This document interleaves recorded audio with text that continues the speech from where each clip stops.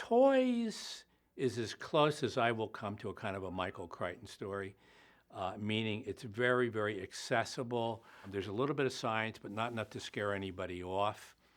The notion here is that the government can no longer control people with politics. It can no longer control people with religion. And now it's the toys, meaning things like our Blackberrys and iPhones, et cetera, et cetera. The society in toys is kind of interesting in that the humans are kind of the jokes of society.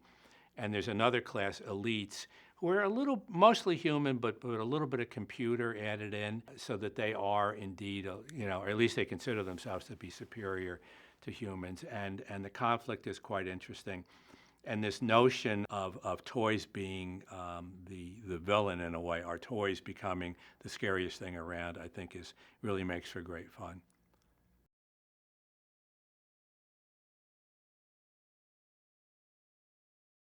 Both Toys and Maximum Ride deal with a future where science is both very promising and also very scary. When I was researching Maximum Ride, I heard a lot that we're just seeing the tip of the iceberg in terms of what's possible with bioengineering. So in the case of Maximum Ride, it was kids with wings.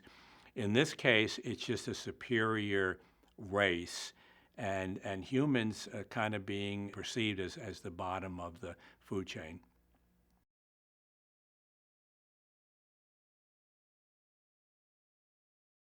One of the cool things about toys is and what I had in mind to some extent, you got James Bond, and he continues to be very popular and whatever, but it's really an old-time hero. I love the idea of creating sort of a James Bond for the future, a character or a couple of characters, he and his wife actually, who have a lot of gifts, who can be funny, who are charming, but they're just so different from Bond.